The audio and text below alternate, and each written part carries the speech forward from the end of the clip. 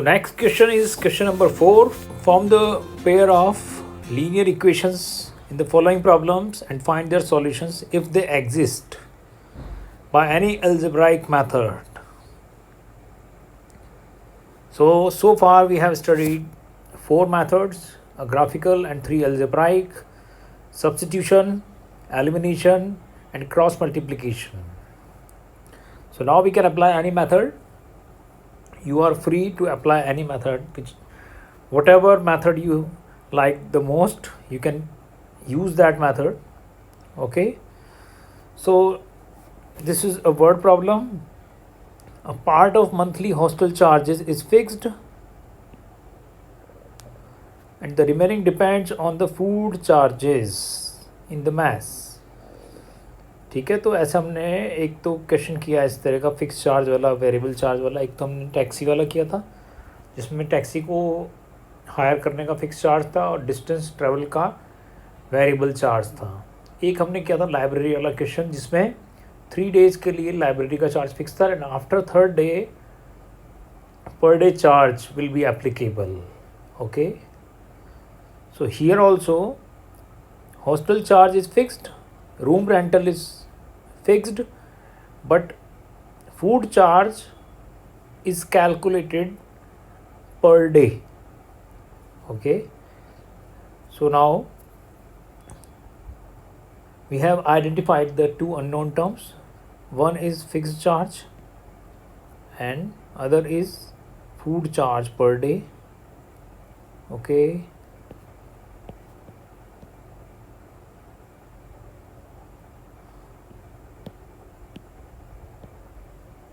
so let hostel charge, that is fixed charge, is X per month.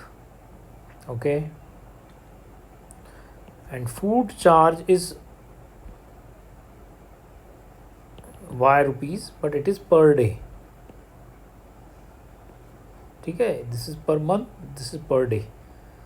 तो ये तो हमने वेरिएबल जो है उनको आइडेंटिफाई किया और अननोन टर्म्स जो थी उनको वेरिएबल असाइन कर दिया. Now when a student A takes food for 20 days, यानी एक स्टूडेंट है उसने खाना 20 दिन खाया है, रहा तो पूरे महीने है हॉस्टल में लेकिन खाना 20 दिन ही खाया है, तो उसका 1000 का बिल बना है. ठीक है बच्चों, तो फॉर स्टूडेंट ए, स्टूडेंट ए के लिए total charge of 1 month is rupees 1000. Now in this total charge there are 2 type of charges. One is fixed charge plus ये टोटल चार्ज कितने दिन का है बच्चों, फॉर 20 days, यानी रहा तो वो 30 दिन है लेकिन खाना उसने 20 दिन खाया है, तो इसलिए ये पूरे महीने का ही है. ठीक है, तो इसमें खाना 20 दिन का रहेगा. For 20 days he has taken food from the mess. So fix charge plus food charge for 20 days.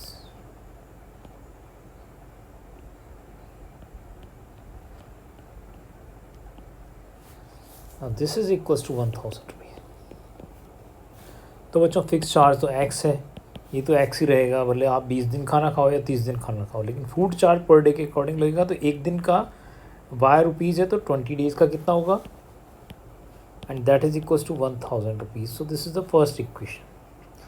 तो ये स्टूडेंट ए की बन गई इक्वेशन. अब जो स्टूडेंट है दूसरा, स्टूडेंट बी, उसने 26 डेज़ तक खाना खाया बाहर, सॉरी हॉस्टल में, और उसको 1180 का बिल देना पड़ा है. तो फॉर स्टूडेंट बी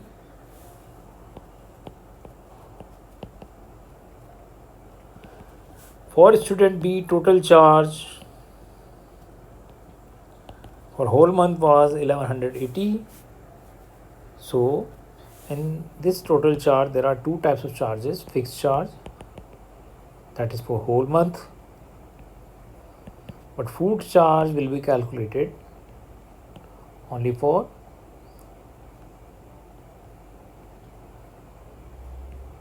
26 डेज, क्योंकि उसने इतने ही दिन भोजन किया है, 1180 रुपीज़। तो fix charge is x and per day charge is y. For 1 day it is y, for 26 days it is 26y is equals to 1180. So this is the second equation. So now we have two equations. Okay, so we have set up the equations. Now we can solve these equations by any method.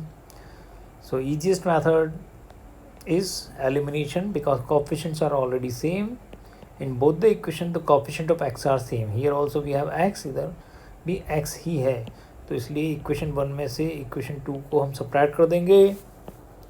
So x plus 20y equals to 1000 and x plus 26y is equals to 1180। Okay, now we subtract these equation, तो नीचे वाली equation के sign हम change करेंगे।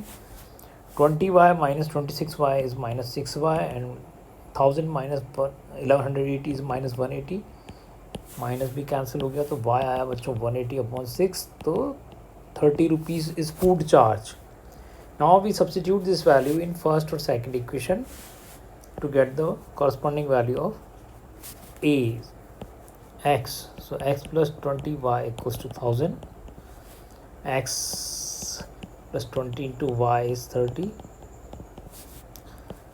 20 into 30 600. So x is 1000 minus 600, that is 400. तो बच्चों ये है हॉस्टल का चार्ज, महीने का किराया कमरे का 400 रुपये, खाना बहुत सस्ता है 30 रुपये पर डे। तो देखो 20 दिन जो रहा होगा बच्चा, 20 दिन जिसने खाना खाया, उसकी कहानी ये है कि 400 रुपये महीने के किराया का तो उसने दिया, लेकिन खाना 20 दिन ही खाया, बाकी दिन बाहर मौज उड़ा रहा होगा। तो एक दिन के 30 रुपये, तो 20 दिन के 20 into 30, तो 400 रुपये तो ये, और 600, सोचो कमरे का कम है, खा गया ज़्यादा का, तो कितना है 1000 रुपये, 1000 रुपये। और ये तो अंदर का है, बाहर उसने जो उड़ाए होंगे वो अलग है। अब दूसरा जो है 26 डेज़ का, उसका देखो कमरे का तो उसने भी 400 पे किया, लेकिन उसने 26 into 30, तो 400 और 780 का ये, तो 1180 का उसका बिल बना। हमारी दोनों इक्वेशन वेरीफाई हो गई, और इस तरह से हमारा क्वेश्चन का सॉल्यूशन इज़ परफेक्ट। अब ये देखो बच्चों सेकंड क्वेश्चन तो फ्रैक्शन पे बेस्ड है, जो बहुत ही इजी क्वेश्चन होता है। So fraction becomes 1/3 when 1 is separated from numerator, only from numerator, and it becomes 1/4 when 8 is added to denominator. So find the fraction. तो हमें पता है कि फ्रैक्शन वाले क्वेश्चन में न्यूमरेटर हम x और डिनोमिनेटर अगर y लें तो फ्रैक्शन हो जाता है x/y. So let the fraction be x/y. अब वो जो कह रहा है वो चेंजेस हम करेंगे according to the question. If 1 is separate from the numerator, अगर न्यूमरेटर में छेड़छाड़ करें, केवल 1 सब्ट्रैक्ट कर दें, डिनोमिनेटर को एज इट इज़ रखें, देन दिस फ्रैक्शन बिकम्स 1/3। तो ये हो गई हमारी first equation, but not in standard form. So for that will cross multiply. So 3x minus Y equals to 1 into y. So 3x minus 3 equals to y. Now 3x minus y equals to 3. ये shift कर दिया हमने, sign change हो गए। So we got the first equation. Now it becomes 1/4 if 8 is added to denominator. तो जो हमारा fraction था x/y, वो कह रहा है इसके डिनोमिनेटर में केवल 8 ऐड कर दो, तो फिर ये 1/4 हो जाएगा। अभी तो आपने न्यूमरेटर में छेड़छाड़ की थी, उसमें से हमने 1 सब्ट्रैक्ट किया था, तो ये बन गया था 1/3। अब वो कह रहा है 8 ऐड कर दो, वो बन जाएगा 1/4, तो हमने 8 ऐड कर दिया। अब क्रॉस मल्टीप्लाई करेंगे हम,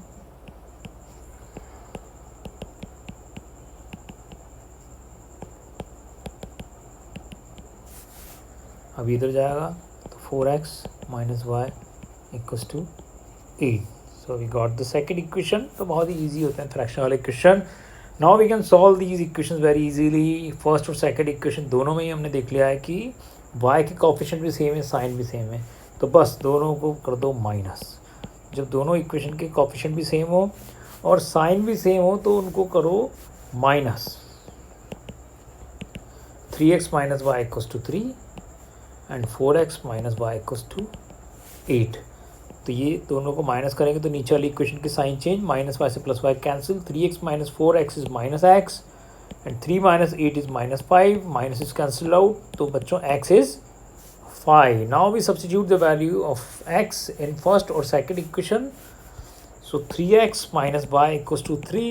If we substitute x is equals to 5, we got 3 into 5 minus y equals to 15 minus y equals to, so 15 minus 3 equals to y, इस y को उधर ले गए, इसको इधर ले आए, 12 equals to, तो बच्चों y कितना आ गया 12.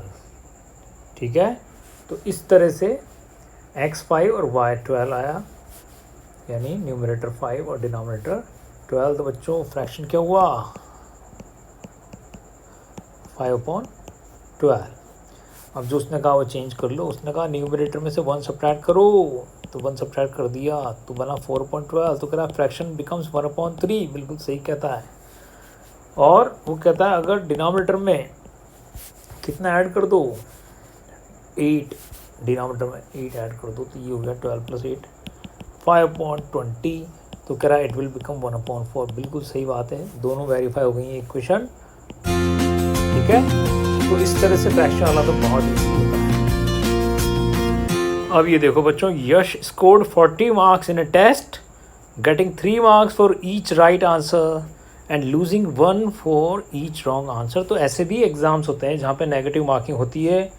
यू आर लकी कि बोर्ड एग्ज़ाम्स में ऐसा अभी तक नहीं होता है. अदरवाइज़ जो स्टूडेंट तीर में तुक्का मार के आते हैं उनके मार्क्स बहुत ज़्यादा कट जाते हैं. ठीक है, तो ऐसे बच्चों के लिए ये वाली स्कीम. तो खैर यश ने जो है 40 स्कोर किए हैं और उसको राइट आंसर का मिलता है 3 यानी +3 और रॉन्ग आंसर का मिलता है उसको 1 यानी -1. लूजिंग का मतलब है -1 मिलेगा आपको. हैड 4 मार्क्स बीन, अब वो कह रहा नई स्कीम अगर हम लगा दें कि उसको 3 की जगह 4 दें सही के, लेकिन उसके गलत के 1 की जगह 2 काटे हैं मार्क्स, यानी -2 मिले उसको 1 रॉन्ग का. तो फिर वो कह रहा है कि उसने फिर 50 स्कोर करता है. वो दोनों स्कीमों से निकाल दिए उसके कि वैसे तो आ रहे थे उसके 40, अब नई स्कीम से आ रहे हैं 50. वैसे तो आ रहे थे 40 बट नई स्कीम से आ रहे हैं 50. तो कह रहा है how many questions were there in the test. तो क्वेश्चन में इस बार ये नहीं पूछा कि कितने रॉन्ग और कितने राइट किए, उसने एक साथ पूछ लिया total. In most of the question वो 2 चीज़ें पूछता है लीनियर इक्वेशन 2 वेरिएबल में, उनमें से हम एक को x और दूसरे को y मान लेते हैं. यहाँ उसने नहीं पूछा, लेकिन हमें समझ में आ गया है कि एक राइट आंसर है और एक रॉन्ग आंसर है, तो हम मान लेंगे कि उसने x राइट और y रॉन्ग आंसर दिए. So let number of right answers given by Yash is x and number of wrong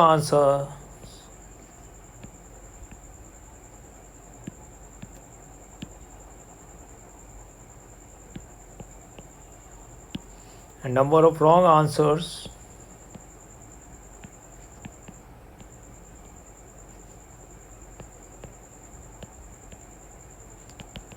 is y. Okay, तो देखो बच्चों उसने 3 राइट आंसर दिए हैं, तो एक राइट आंसर के x, 2 राइट आंसर के 2x, 3 राइट आंसर के 3x, इतने तो उसको मिल गए. ठीक है, तो इसने 3 × x तो उसको आ गए, लेकिन कट कितने गए, एक रॉन्ग आंसर का -1, 2 रॉन्ग आंसर का -2 और 3 रॉन्ग आंसर का -3 और y रॉन्ग आंसर के -1 × y.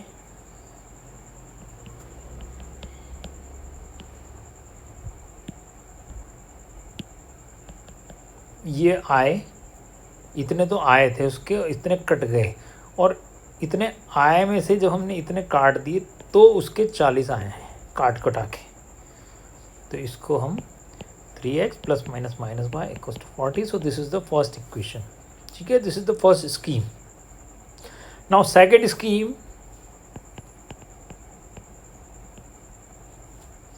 तो सेकेंड जो मार्किंग स्कीम है, according to second marking scheme.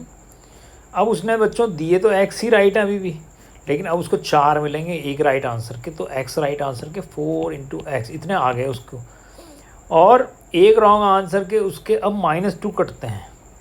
उसने वाई रॉन्ग आंसर दिए तो उसके -2 इंटू वाई आंसर से इतने मार्क्स उसके कट जाएंगे, और अब इतने आए और इतने गए मिलाकर उसके टोटल आए 50।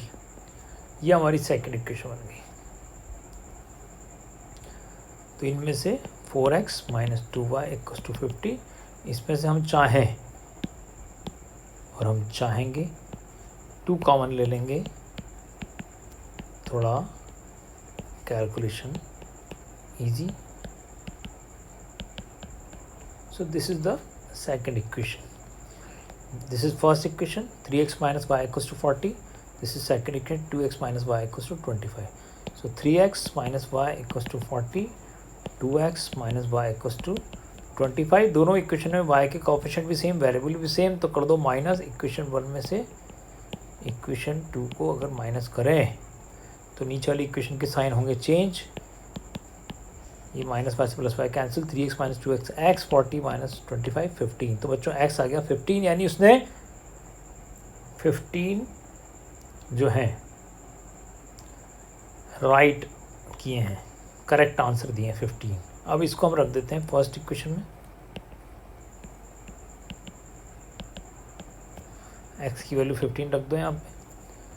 तो 3 × 15 - y = 40, 3 15 जा 45, -5 को उधर ले चलो, +40 को इधर, तो 45 इधर आके -40 हो गया, -5 उधर जाके प्लस, तो बच्चों y आ गया 5। इसका मतलब उसने 5 रॉन्ग किए हैं और 15 सही दिए हैं आंसर। तो देखो 15 करेक्ट और 5 रॉन्ग से निकालते हैं कि 15 करेक्ट के 3 मार्क्स ईच मिलेंगे, तो 15 3 जब 45 मार्क्स आए, और 5 जो हैं रॉन्ग आंसर दिए और एक रॉन्ग का -1, तो 15 3 जा 45 +- -5, तो उसके आए बच्चों 40 मार्क्स पहली स्कीम से।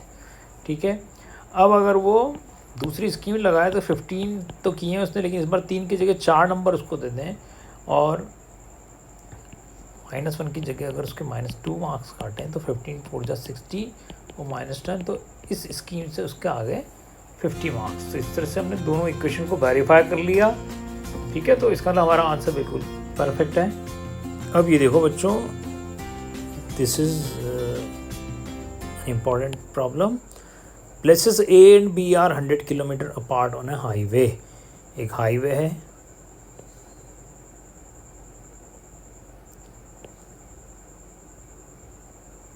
ठीक है, 2 प्लेसेस हैं, प्लेसेस A है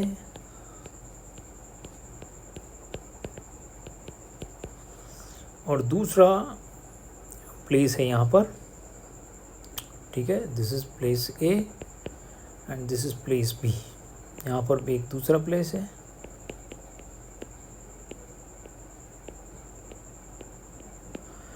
this is place B। Okay, and these places are 100 kilometre apart. One car start from A। एक कार जो है वो A से स्टार्ट होती है। ठीक है,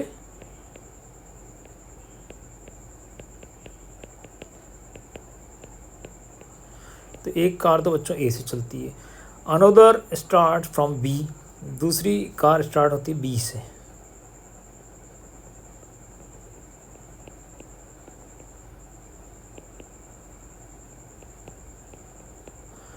ठीक है बच्चों,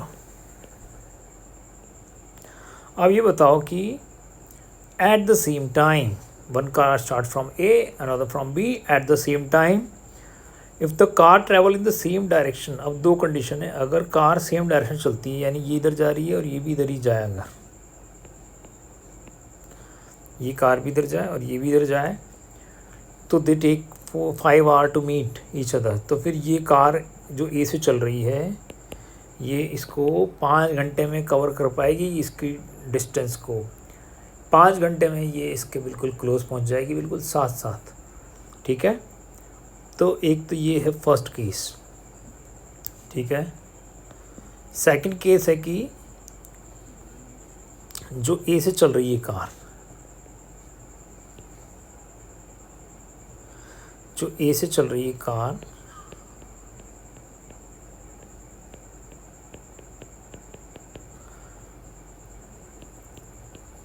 और जो बी से चल रही है,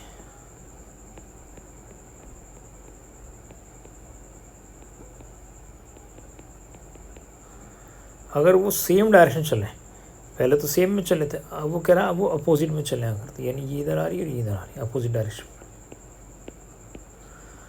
तो फिर उन दोनों को 1 ही घंटा लगेगा।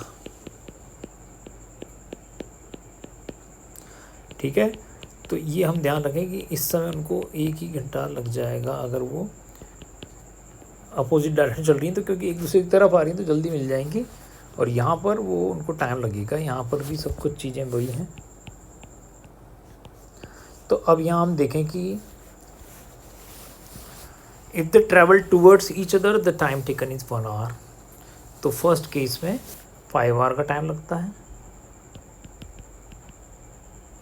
और सेकंड केस में 1 आवर का ही टाइम लगता है। ठीक है बच्चों, तो अब देखो कि when 2 objects are traveling in same direction, यहाँ पे सेम डायरेक्शन है, सेम डायरेक्शन,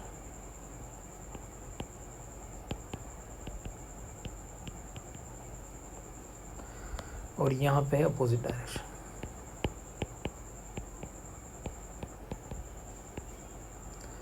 ठीक है बच्चों, तो देखो ये कार दोनों जा रही हैं एक ही डायरेक्शन में और दोनों के बीच की डिस्टेंस कितनी है 100। तो ध्यान रखो जो पीछे से चलने वाली कार है उसको आगे जो कार चल रही है जो पहले से ही 100 किलोमीटर दूर है उससे ज़्यादा चलना पड़ेगा तभी पहुंच पाएगी उसके पास। उससे कम चल के तो नहीं पहुंच सकती क्योंकि वो तो पहले ही 100 किलोमीटर आगे है। तो इसको उससे कितना ज़्यादा चलना पड़ेगा, इसको उससे 100 किलोमीटर ज़्यादा चलना पड़ेगा उतनी ही देर में, 5 घंटे में। इसका मतलब पीछे वाले जो चल रही है गाड़ी उसकी स्पीड ज़्यादा होनी चाहिए, आगे वाले की कम, तभी वो पकड़ पाएगी। अगर आप किसी से पीछे हो तो आपको ज़्यादा स्पीड रखनी होगी तभी आप उसको पकड़ पाओगे। ठीक है, तो हम मान लेते हैं कि ये जो फर्स्ट कार है और ये जो सेकंड कार है, ये फर्स्ट कार और ये सेकंड कार है। तो फर्स्ट कार की स्पीड हम मान लेते हैं, speed of first car is equals to x and speed of second car is equals to y, और x is greater than y, क्योंकि x ग्रेटर देन होना ज़रूरी है, नहीं तो पकड़ ही नहीं पाएगी उसको फर्स्ट केस में। तो इसलिए हमने मान लिया x is greater than y। ठीक है, तो अब देखो बच्चों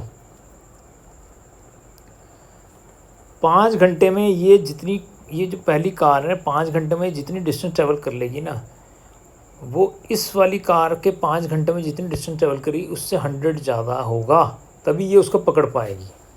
तो इसलिए distance travel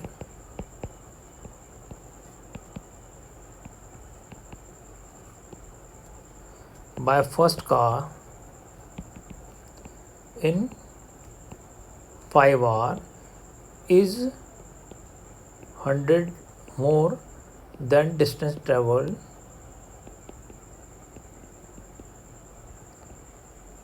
by second car। ठीक है, ये ध्यान रखो पहली चीज़ तो।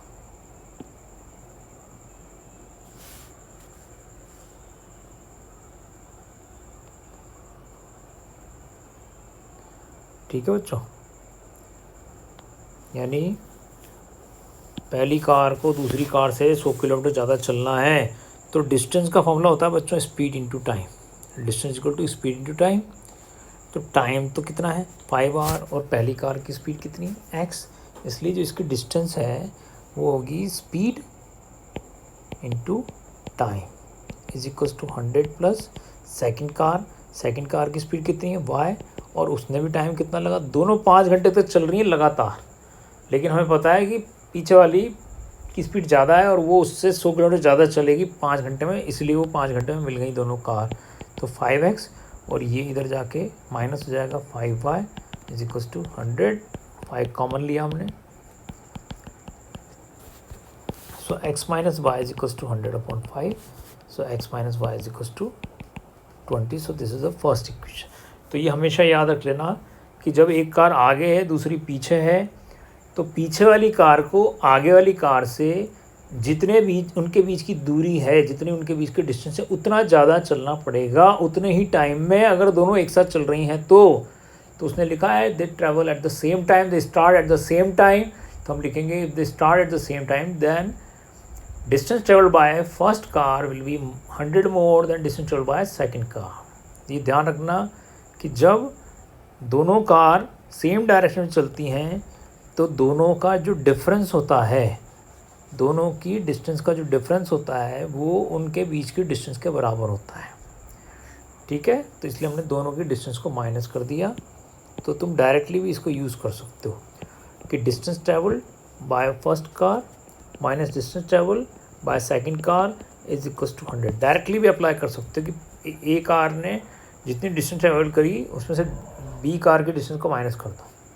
ठीक है, अभी देखो बच्चों सेकंड केस में both the cars are moving in opposite direction. तो अपोजिट डायरेक्शन जब वो जा रही हैं और दोनों 1 घंटे में मिल गई, तो अपोजिट में ध्यान रखना कि दोनों को मिल के 100 किलोमीटर चलना है. ठीक है, यानी ए से जो चल रही है वो कार और बी से चल रही दोनों कार जब मिलाकर टोटल 100 किलोमीटर चल जाएंगी तो वो मिल जाएंगी, क्योंकि दोनों एक दूसरे की तरफ आ रही हैं. जो तेज़ चल रही है वो ज़्यादा चलेगी, जो धीरे चल रही है वो कम, लेकिन मिलाकर तो दोनों को 100 ही चलना है क्योंकि दूरी उनके बीच की 100 है. तो इसलिए when both the cars are moving in opposite direction then distance travelled by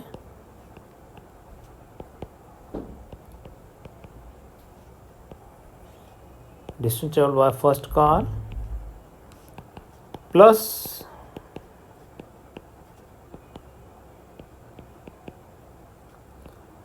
distance travelled by second car is equals to 100. तो बस ये ध्यान रख लो कि जब अपोजिट में चलें तो दोनों की डिस्टेंस का डिफरेंस होता है 100, और जब सेम अपोजिट में चलें तो उनकी डिस्टेंस का सम होता है 100. जब अपोजिट में चलें तो उनका सम 100, और जब सेम डायरेक्शन चलें तो उनकी डिस्टेंस का डिफरेंस जो होता है दैट इज़ 100. बस इतना याद रख लो तो फिर ज़्यादा दिक्कत नहीं है. अब distance is equals to speed into time. Distance equal to speed into time.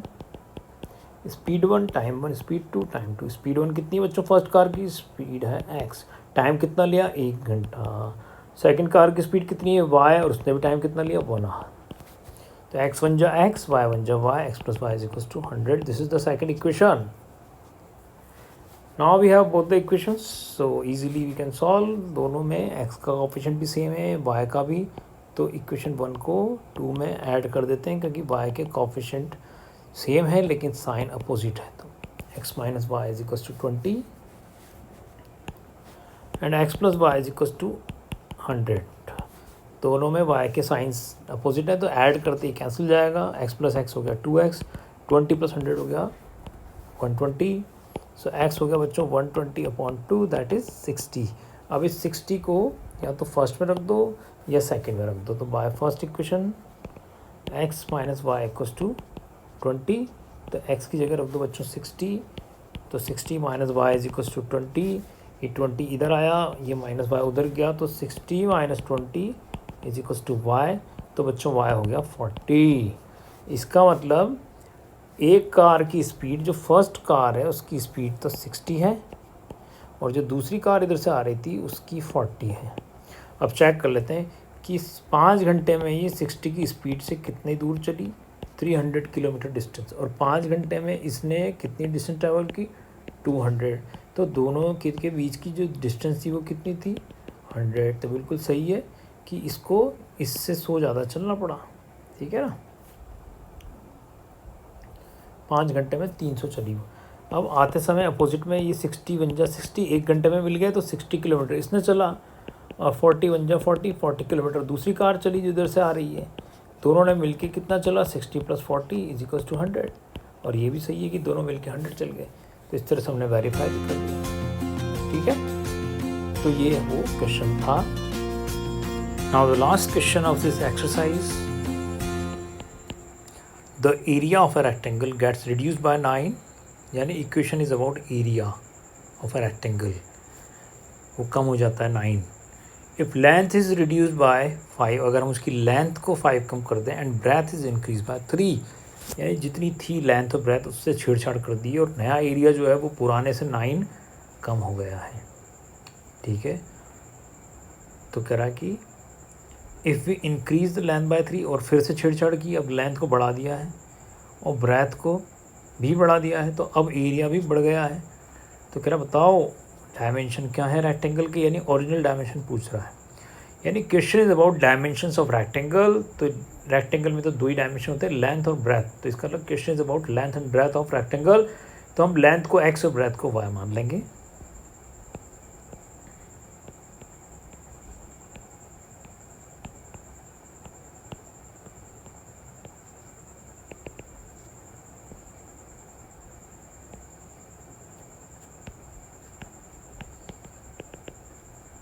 तो ये तो ओरिजिनल रेक्टेंगल की हमने बात कर दी कि उसके डायमेंशन ये थे।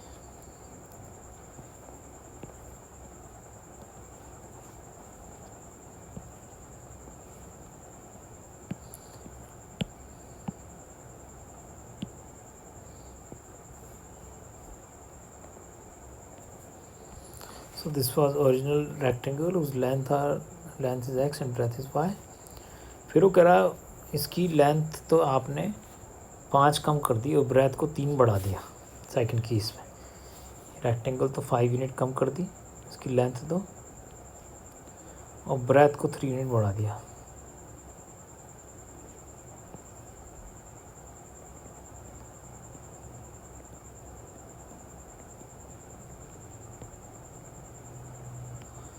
ये हो गया छेड़छाड़, यानी लेंथ तो कम कर दी कितनी 5 यूनिट। तो पहले लेंथ x थी, अब कर दी x माइनस 5, और ब्रेथ को 3 बढ़ा दिया, पहले y थी अब हो गई y प्लस 3। ठीक है, तो कह रहा ऐसा करने पे जो एरिया होगा और पहले जो एरिया था, मान लें पहले एरिया 1 था अब एरिया 2 है, तो कह रहा ऐसा करने में जो एरिया 2 होगा वो एरिया 1 से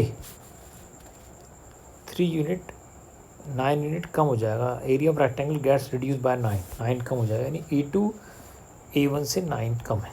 तो A1 कितना है, तो बच्चों में बताया कि रेक्टेंगल का एरिया होता है L इंटू बी। तो L तो है x और ब्रेथ है y, तो इसका मतलब area of first triangle was x, first rectangle was XY। और अब ये जो है नई लेंथ तो x माइनस 5 है और नई ब्रेथ y प्लस 3 है, तो इसका मतलब अभी नया जो एरिया होगा वो होगा L इंटू बी, यानी x minus 5 into Y plus 3। ये न्यू डायमेंशन है, तो इसलिए new area will be x minus 5 into Y plus 3। तो कह रहा है जो नया एरिया है वो पुराने एरिया से 9 लेस है। तो बच्चों ये बनी हमारी पहली इक्वेशन। अब इसको सिंप्लीफाई करते हैं, तो x into Y, X into 3 minus 5 into Y minus 5 into 3, तो ये एक्स वाई से तो एक्स वाई हो गया कैंसिल, 3x माइनस 5y, ये माइनस 15 उधर गया बच्चों, और 3x माइनस 5y और 15 माइनस 9 हो गया 6। सो this is the first equation.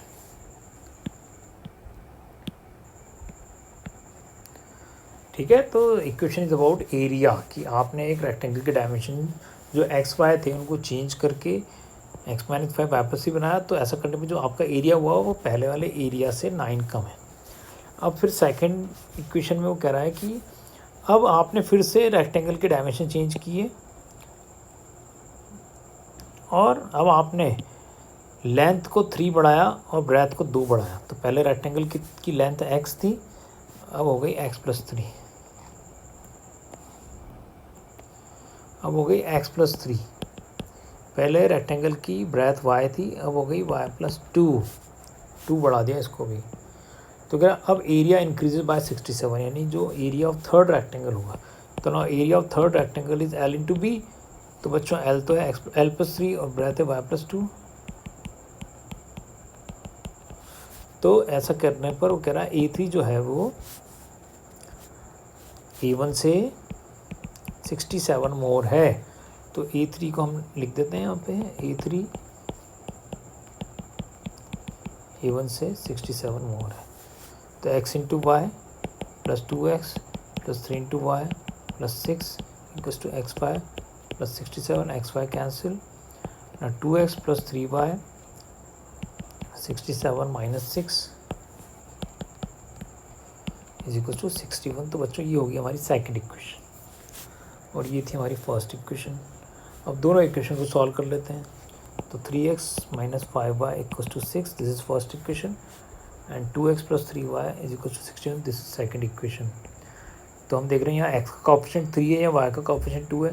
तो फर्स्ट इक्वेशन को तो कर लेते हैं 2 से इंटू और सेकंड को कर देंगे 3 से इंटू और दोनों में आ जाएगा 6x, तो दोनों को कर देंगे माइनस।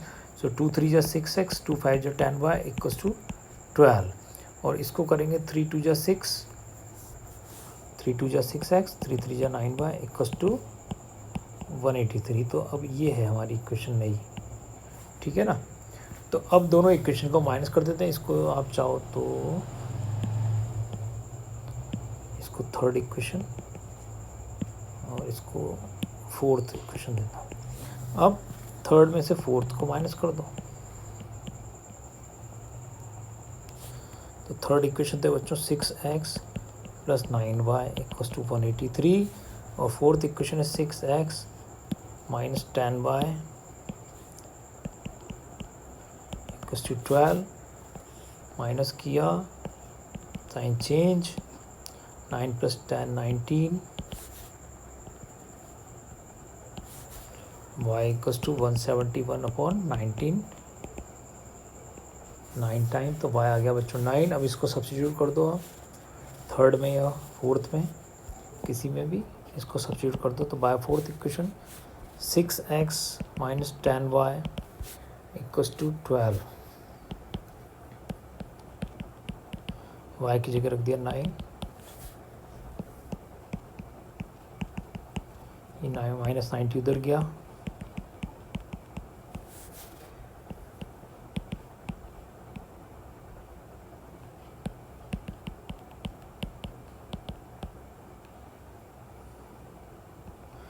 x 70 आया बच्चों और y 9, यानी रेक्टेंगल की लेंथ तो 17 थी और ब्रेथ थी 9, ठीक है। फिर उसने कहा कि चेंज करो, हम वेरीफाई करते हैं। उसने कहा कि लेंथ को 3 बढ़ाओ और ब्रेथ को, लेंथ को 5 कम करो, ब्रेथ को 3 बढ़ाओ। तो लेंथ पहले कितनी थी 17 थी, 5 कम कर दिया तो कितनी रह गई, और ब्रेथ को 3 बढ़ा दो तो ब्रेथ कितनी होगी 12, ठीक है। तो पहले एरिया कितना था 153, अब एरिया कितना है L इंटू 144, ठीक है। माइनस करके देखो कितना आ रहा है, एरिया 9 कम हो गया, पहले जितना था उससे एरिया कम हो गया क्योंकि हमने लेंथ में और ब्रेथ में चेंजेस किए हैं। तो एरिया कितना कम हुआ था फर्स्ट इक्वेशन में 9, इसका ला हमारा ठीक है, ठीक है। अब सेकंड जो चेंज किया था वो x प्लस 3 और y प्लस 2 था, तो यानी पहले लेंथ हमारी थी 17, अब प्लस 3 कर दिया तो नई लेंथ होगी 17 प्लस 3 यानी 20, और ब्रेथ जो पहले 9 थी अब कितनी कर दी y प्लस 2, 2 बढ़ा दी तो 9 प्लस 2 यानी ब्रेथ होगी 11। तो बच्चों एरिया कितना हो गया L इंटू वी 220 हो गया बच्चों। तो कह रहा है कि अब जो एरिया है वो पहले से 67 ज़्यादा होना चाहिए। तो हम 220 में से 153 को माइनस करके देख लेते हैं,